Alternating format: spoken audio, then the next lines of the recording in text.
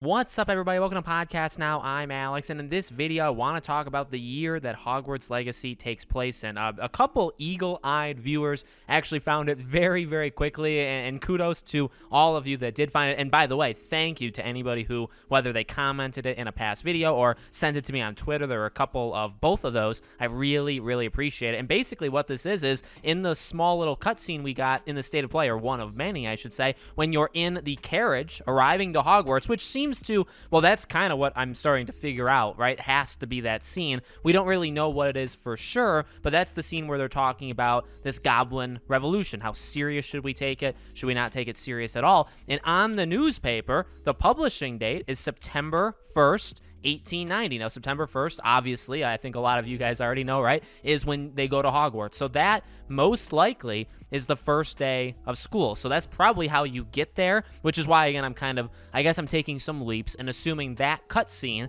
is probably one of, if not the first cutscene you have in the game. You're arriving to school, you're kind of getting briefed, you know what I mean? You're getting the 101 of what's going on, in the wizarding world at the time, and it's, again, September 1st, 1890. Now, a couple things with that are actually the biggest thing that immediately comes to mind, right? Dumbledore starts school 2 years later. So you're a fifth year.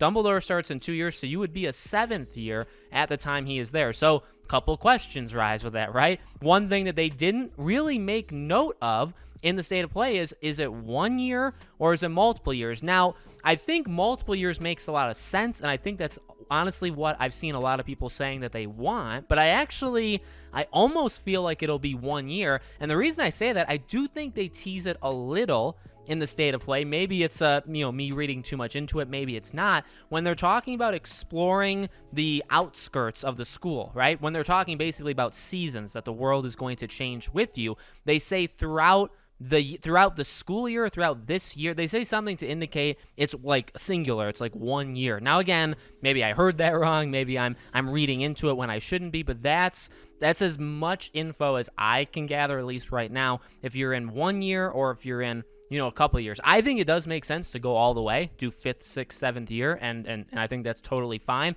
but we'll have to see. But I would say, based off of just that, and I do believe I talk about this in a video that already went up today or may go up today, depending on the order of this, where they make a really big, one thing they do stress throughout the State of Play is this is your journey. It's not the journey really of even the friends you meet at the school. It's not the journey of more important people in the wizarding world's lore or history. This is about you. And they say that both in the PlayStation blog and in the actual State of Play. They're like, this is like, you're the main character, you're the most important, which, I mean, makes sense considering it's the main character of a game, right? And I think, honestly, that the reason why they say that is to say, hey, you're not going to be one-upped by somebody cooler, right? Because if Dumbledore comes, and I'm not saying this will happen, but I assume maybe they're worried that it would, that if Dumbledore comes in, well, suddenly Dumbledore becomes, the most important thing that you care about. But if he's not a friend that they want to focus in on, or if he's not going to be integral to the story, then it may ruin the whole thing, or they may think it ruins the whole thing. So